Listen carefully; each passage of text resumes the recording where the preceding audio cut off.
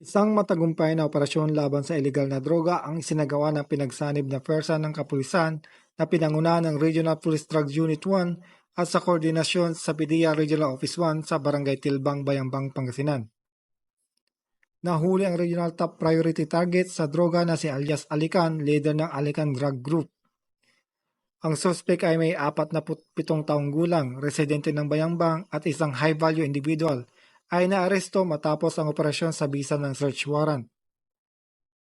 Nakumpiska mula sa kanya ang isang malaking plastik na naglalaman ng hininalang shabu na tumitimbang ng 860 gramo at tinatayang nagkakahalaga ng 5.8 million.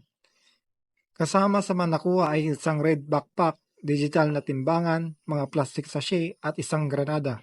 Ang suspect ay pasamantalang nakakulong sa Bayambang Municipal Police Station habang hinahanda ang mga kasong paglabag sa Republic Act 915 o Comprehensive Dangerous Drugs Act of 2002 at Republic Act 9516 para sa ilegal na pag-iingat ng mga armas at pampasabog.